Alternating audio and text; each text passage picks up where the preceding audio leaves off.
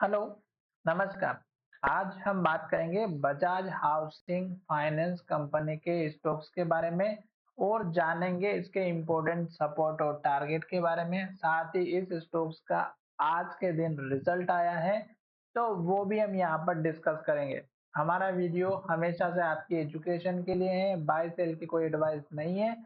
फिर भी आप ट्रेड करते हैं तो अपने फाइनेंशियल एडवाइजर से जरूर कंसल्ट कीजिएगा। अभी अगर आप देखेंगे तो स्टॉक का मुझे जहां तक लग रहा है, स्टॉक हमारा धीरे धीरे अप ट्रेंड को कंटिन्यू करते हुए दिखाई दे रहा है, पर कहीं ना कहीं हमें स्टॉक्स में एक ऐसे लेवल्स पर रेजिस्टेंस फेस होता हुआ दिखाई दे रहा है जहां पे स्टॉक बार बार रिटर्न आते हुए दिखाई दे रहा है। आज के दिन भी अगर आप देखेंगे तो स्टॉक्स में कोई ज्यादा हलचल नहीं हुई है, मार्केट पॉजिटिव होने के बावजूद भी। हालांकि निफ्टी अपने हाई लेवल के पास में चल रही है और निफ्टी जैसे ही लेवल को ब्रेकआउट करती है तो इस स्टॉक्स में एक उम्मीद दिखाई दे सकती है ऊपर जाने की। तो हम यहाँ पर सबसे पहले जो स्टॉक्स का अनाउंसमेंट किया गया है रिजल्ट को लेकर के, पहले हम उसको देखेंगे और उसके बाद स्टॉक्स के टारगेट की तरफ और सपोर्ट लेवल की तरफ और स्टॉक का ट्रेंड की तरफ बात करेंगे। हम देख लेते हैं सबसे पहले स्टॉक का रिजल्ट। तो यहाँ पर देखिएगा, मैंने जो है बजाज हाउसिंग जो है कंपनी का नाम देख रहा होगा आपको, ये हमने सर्च करके रखा हुआ है। और आज के दिन इस स्टॉक्स में अगर आप देखेंगे तो स्टॉक्स में जो डिलीवरी है वो 50 पॉइंट के आसपास की है, ना कि 50% स्टॉक की डिलीवरी ली गई है। तो ये एक अच्छा खासा नंबर है। टोटल अगर आप देखेंगे तो स्टॉक्स में 50% की डिलीवरी अगर देखें तो एक अच्छा नंबर माना जाता है। और अब हम चलते हैं नीचे। नीचे अगर आप देखेंगे अनाउंसमेंट वाले सेक्शंस में, तो यहाँ पे बोर्ड मीटिंग के बारे में जो 3 अनाउंसमेंट कर रखे हैं और board meeting, outcome of board meeting, investor presentation, ये सारी डिटेल है। आप चाहें तो इस एरो पे जाके क्लिक आउट कर सकते हैं और स्टॉक के बारे में जान सकते हैं। पर हम यहाँ पर क्या करेंगे, थोड़ा सा और नीचे चलेंगे और स्टॉक के मेन पॉइंट की तरफ देखेंगे और स्टॉक का जो मेन पॉइंट है वो क्या है। अगर आप पूरा डिटेल देखेंगे तो 1 2 3 4 5 अनाउंसमेंट स्टॉक्स के हुए हैं और इन सभी को आप चेकआउट कर सकते हैं बोर्ड मीटिंग के थ्रू। हमारा जो मेन पॉइंट है वो स्टॉक्स में दो चीजों को लेकर के हैं जो कि यहाँ पर आपको दिखाई दे रहा होगा। ये स्टॉक्स का रिजल्ट है 30 जून 2025 का। और इसमें अगर आप देखेंगे तो जो इन्होंने क्वांटिटी जो यहाँ पे नंबर शो कर रखे हैं वो लाख्स में, लैक्स में। ठीक है, तो इसका मतलब यह हुआ कि पीछे के दो नंबर आप छोड़ दीजिएगा तो आपको टोटल समझ में आ जाएगा कि कितने करोड़ का बिजनेस हुआ। सिंपल सी भाषा में बोले तो 2618 करोड़ का इनकी टोटल इनकम हुई है जून क्वार्टर में। और पिछले क्वार्टर में देखिएगा इनकी 2508 करोड़ की जो है टोटल इनकम हुई थी। तो इसका मतलब ये हुआ कि इनकी इनकम बढ़ चुकी है। अब नेट प्रॉफिट और लॉस की अगर हम बात करें तो इनका जो नेट प्रॉफिट है वो है 583 करोड़ का और पिछली बार का था इनका 586 करोड़ का। और इससे पहले भी इनका जो प्रॉफिट था वो 586 करोड़ का था, इससे पहले 548 करोड़ का था और इससे पहले 545 करोड़ का। यानी कि स्टॉक का जो नेट जो प्रॉफिट है कंपनी का, वो स्टॉक्स का जो यहाँ पर मेन जो दिखाई दे रहा है वो यही है। और स्टॉक के ऊपर इसी के सबसे ज्यादा जो स्टॉक्स में या तो प्रेशर आता है या एक अपट्रेंड आता है, वो यहीं के कॉलम से आता है कि कंपनी ने कितना प्रॉफिट जनरेट किया है, कंपनी का प्रॉफिट बढ़ रहा है या घट रहा है, इसी की तरफ से जो है स्टॉक्स में रिएक्शन होती है।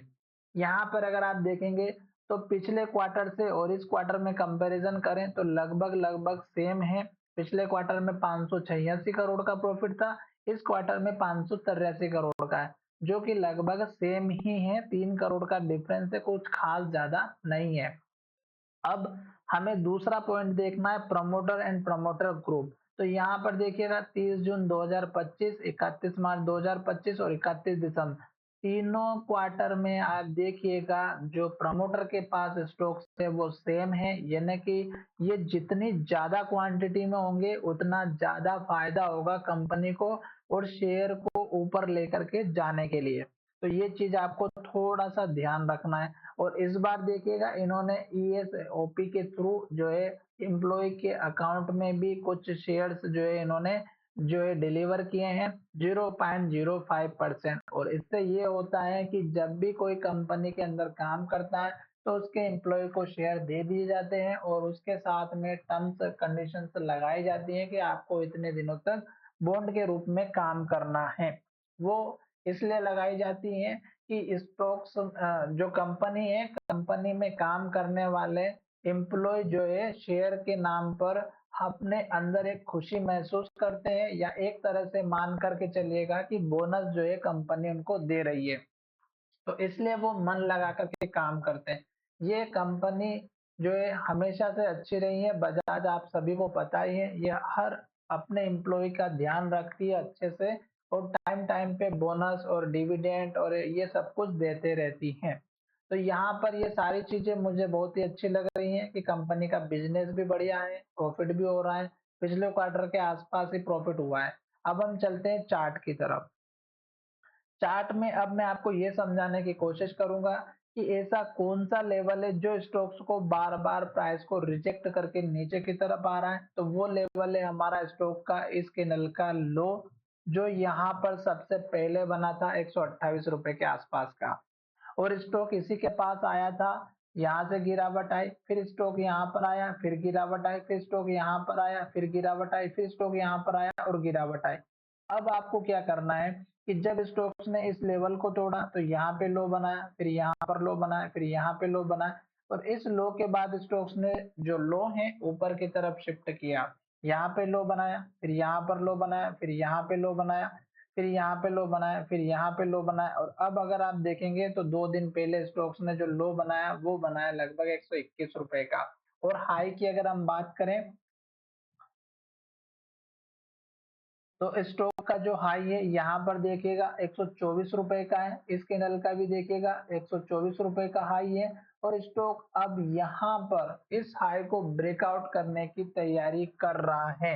अगर स्टॉक हमारा इस 200 दिनों के मूविंग एवरेज की प्राइस को ब्रेकआउट करते हुए चला जाता है ऊपर की तरफ वैल्यू को, तो फिर स्टॉक का टारगेट हमारा यहाँ पर इसी के आसपास का दिखाई देगा 128 129 रुपए के आसपास का। फिर उसके बाद का जो टारगेट रहेगा वो 130 रुपए का रहेगा और फिर आप धीरे धीरे अपने टारगेट की तरफ अचीव होते हुए दिखाई देंगे, क्योंकि स्टॉक का जो ट्रेंड है यहाँ से ऊपर की तरफ दिखाई दे रहा है और स्टॉक्स इस हाई के ऊपर एक बार वॉल्यूम के साथ क्लोजिंग दे देता है 133 रुपए के आसपास और फिर इसके बाद टारगेट रहेगा 140 का, जो इस कैंडल का हाई है। देखिएगा इस कैंडल का जो हाई है ये 140 रुपए का है और स्टॉक हमारा यहाँ तक एटलीस्ट आ ही सकता है। क्यों? क्योंकि बीच में स्टॉक्स में ऐसा कोई भी लेवल नहीं दिखाई दे रहा है जो स्टॉक्स को रोकेगा। तो 140 का एक इम्पोर्टेंट लेवल रहेगा और अगर स्टॉक फिर से हमारा फिर से धीरे धीरे धीरे ऊपर की तरफ जाएगा तो जो पुराने रिटेल इन्वेस्टर फंसे हुए हर एक लेवल पे, जैसे कि यहाँ पर कुछ लोग फंसे हुए हैं 140 रुपए पे, इस लेवल पर फंसे हुए होंगे, तो जब भी स्टॉक इसके पास आएगा हल्की सी प्रॉफिट बुकिंग या फ्रस्ट्रेशन या गिरावट या करेक्शन जरूर देखने को मिलेगा। वो गेम अलग होता है माइंड साइकोलॉजी का। अब मैं यहाँ पर आपको बता देता हूँ कि आपको किस तरह से एंट्री और एग्जिट प्लान करना है। एंट्री आपको तभी करना है जब स्टॉक्स ब्रेकआउट करता है वॉल्यूम के साथ में। अगर स्टॉक्स इस लेवल को ब्रेकआउट करता है वॉल्यूम के साथ 124 के लेवल को और इसके ऊपर क्लोजिंग देता है तो आप इस स्टॉक्स में एंट्री बना सकते हैं, पर अपने फाइनेंशियल एडवाइजर से कंसल्ट करके। स्टॉप लॉस अगर आप लेकर के चलना चाहते हैं तो इस कैंडल के लो का रख सकते हैं जो कि 120 रुपए के आसपास का है, तो आप 120 रुपए का एक अपना important stop loss support level लेकर के चलिएगा। टारगेट आपके मैंने यहाँ पर बता दिए हैं। अब आपको मैं एक बात और ये समझा देता हूँ कि आप कभी भी किसी भी स्टॉक में ट्रेड करें, अगर स्टॉक इस तरह की एक के बाद एक रेड कैंडल और लो बनाता है तो आपको बिल्कुल भी एंट्री नहीं लेना है जब तक स्टॉक लो बना रहा है, पिछली कैंडल के लो को तोड़ रहा है और उसके नीचे क्लोजिंग दे रहा है। तो आशा करता हूँ कि मेरा ये वीडियो आपको अच्छे से समझ में आया होगा। अगर आपको प्रॉफिट बुक करना है तो किस तरह से करना है, जब तक स्टॉक एक के बाद एक हाई और ग्रीन कैंडल बनाता है तब तक आपको वेट एंड वॉच का काम करना है। जब तक स्टॉक हाई बनाना बंद नहीं करता है, पुराने हाई के पास नहीं पहुंचता है या कैंडल ऐसा कोई इंडिकेशन ना दे दे, वॉल्यूम ना दे दे या इन्वर्टेड हैमर बने या डोजी बने या बड़ी रेड कैंडल बने, तब तक आपको वेट एंड वॉच का काम करना है और प्रॉफिट पूरा लेकर के जाना है। खास करके ध्यान रखिएगा कि जब स्टॉक इस तरह से पुराने हाई लेवल के पास आता है तो इन्वर्टेड हैमर या बड़ी रेड कैंडल या वॉल्यूम का आपको जरूर ध्यान रखना है। वहीं से प्राइस में रिजेक्शन जरूर देखने को मिलता है। तो आशा करता हूं कि मेरा ये वीडियो आपको अच्छा लगा होगा। अगर वीडियो अच्छा लगा है तो चैनल को जरूर सब्सक्राइब करें। अपने दोस्तों के साथ शेयर करना बिल्कुल भी ना भूलें।